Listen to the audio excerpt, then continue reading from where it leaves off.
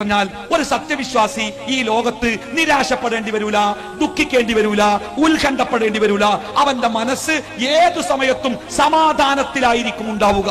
അതാണ് അള്ളാഹു പറഞ്ഞത്, അല്ലദീന ആമനൂ വലം യൽബിസൂ ഈമാനഹും ബിദുൽമിൻ ഉലൈക ലഹുമുൽ അംൻ. ശരിയായ വിശ്വാസം ഉൾക്കൊള്ളുകയും ആ വിശ്വാസത്തിനോട് ശിർക്കിനെ കൂട്ടിച്ചേർക്കാതിരിക്കുകയും ചെയ്താൽ ഉലൈക ലഹുമുൽ അംൻ, അവർക്കാണ് ഈ ലോകത്ത് സമാധാനം ഉണ്ടാവുക, നിർഭയത്വം ഉണ്ടാവുക.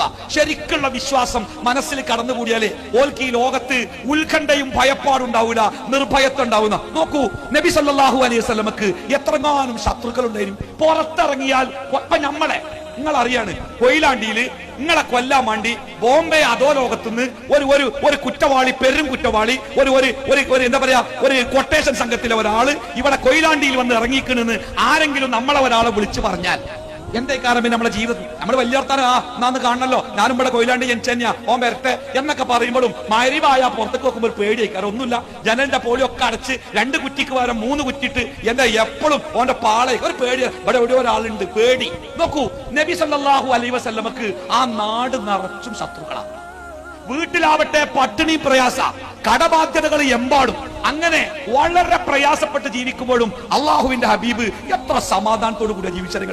റസൂലുള്ളാഹിന്റെ ഭാര്യയും തമ്മിൽ ഓട്ടമത്സരം നടത്തിയ ഒരു ചരിത്രമുണ്ട്. സഹാബത്തും നബിയൊക്കെ നടന്നു പോകുക. അപ്പൊ ആയിഷ ബീവിയുടെ ഒപ്പം. അപ്പൊ നബി സഹാബത്തിനോട് പറഞ്ഞു, നിങ്ങൾ ലേശം മുന്നിക്ക് നടക്കിയിട്ട് പറഞ്ഞു.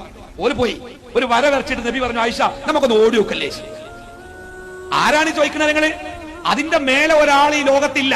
ആയിഷ ഓടിയൊക്കെയല്ലേ? ഓടി. അന്ന് ആയിഷ ബീവി കല്യാണം കഴിച്ച് കൊടുക്കുന്ന ആദ്യ സമയത്താ ആയിഷ ബീവി ജയിച്ചു, നബി തോറ്റു. പിന്നെ കുറച്ച് വർഷങ്ങൾക്ക് ശേഷം മറ്റൊരിക്കൽ പ്രവാചകൻ ഇതേപോലെ ആവർത്തിക്കുക, ആയിഷ നമുക്കൊന്ന് ഓടിയേക്കാലോ, ഓടുക.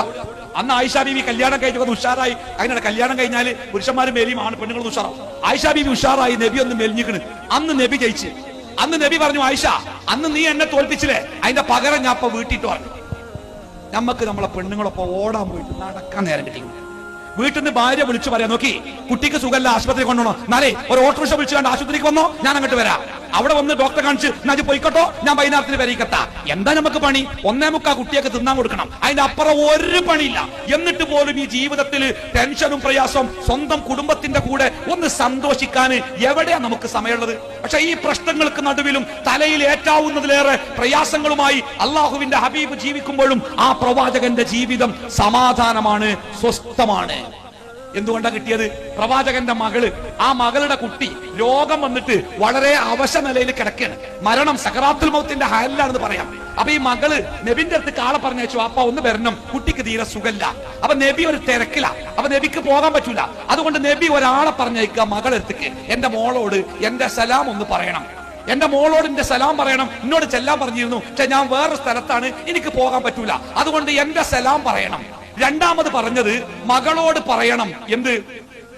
അള്ളാഹു തന്നത് തീർച്ചയായും അള്ളാഹു താല തിരിച്ചെടുക്കും, അതിന്റെ പേരിൽ മനപ്രയാസം അനുഭവിക്കരുത് എന്ന് മോളോട് പറയണം കേട്ടോ.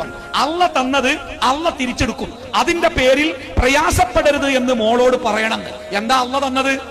ഈ കുട്ടി അള്ള തന്ന കുട്ടിയാണ്. അള്ള തന്ന കുട്ടിനെ അതിന്റെ സമയമാവുമ്പോ അള്ള തിരിച്ചെടുക്കും കേട്ടോ, അതിന്റെ പേരിൽ പ്രയാസം ഉണ്ടാവരുത്, വല്ലാതെ ഉത്കണ്ഠപ്പെടരുത് എന്ന് മോളോട് പറയണം കേട്ടോ. അതും കേട്ട് വിശ്വസിക്കാൻ കഴിഞ്ഞാൽ ആ ഒരു മനുഷ്യന്റെ മനസ്സിന്റെ സമാധാനത്രയാണ്.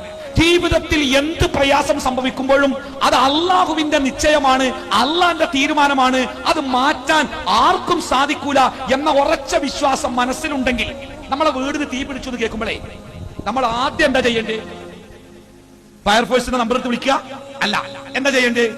അല്ലദീന ഇദാ അസാബത്തുഹും മുസീബത്തുൻ ഖാലൂ ഇന്നാ ലില്ലാഹി വ ഇന്നാ ഇലൈഹി റാജിഊൻ. അതാണ് പറയണം. എന്നിട്ട് ആ ഫയർഫോഴ്സിനെ വിളിക്കണ്ടേ. എന്താ അതിന്റെ അർത്ഥം? ഇന്നാ ലില്ലാഹി, എന്റെ വീടിന് തീ പിടിച്ചു. അപ്പൊ ഞാൻ പറയണേ, തീർച്ചയായും ഞങ്ങളൊക്കെ അള്ളാഹുവിൻ്റെതാണ്, ഞങ്ങളൊക്കെ അള്ളാഹുവിനുള്ളവരാണ്, ഞങ്ങളൊക്കെ അള്ളാഹിന്റെ അടുത്തേക്ക് മടങ്ങാനുള്ളവരാണ്. എന്റെ വീടിന് തീ പിടിച്ചതും ഞാൻ ഈ പറഞ്ഞ വാക്കും തമ്മിൽ എന്ത് ബന്ധമുണ്ട്? എന്താണ്?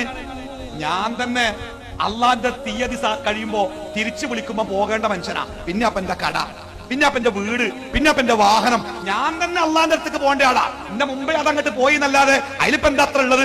മനസ്സിനെ സമാധാനിപ്പിക്കണേ. ഇത് ആൾക്കാർ മരിച്ചുമ്പോ നമ്മളെന്താ വിചാരിച്ചറിയോ? അത് മരിച്ചുമ്പോ ചെല്ലണ്ടല്ലേ? ഒരു കുട്ടി ഈ അൽഫിത്രയിൽ പഠിക്കുന്ന, അൽമനാറിലൊക്കെ പഠിക്കുന്ന ഒരു കുട്ടി, ആ കുട്ടി വീട്ടിൽ നിന്ന് ബസ് കയറിയപ്പോ വാഹനത്തിൽ കയറേണ്ട പ്രാർത്ഥന ചൊല്ലി സുബ്ഹാനല്ലദീ സഖറലന, സഖറ എന്ന് പറഞ്ഞ ചക്രലന, ചെറിയ കുട്ടിയല്ലേ, സുബ്ഹാനല്ലദീ സഖറലന ഹാദാ വമാ കുന്ന. അപ്പൊ കുട്ടിന്റെ അമ്മ കുട്ടിന്റെ കാലിനൊരടി വല്യമ്മ. അതിപ്പോ ചെല്ലണ്ടേ അല്ല, ഉംറക്ക് പോകുമ്പോൾ ചെല്ലേണ്ട പ്രാർത്ഥന അല്ലേ ഇത്.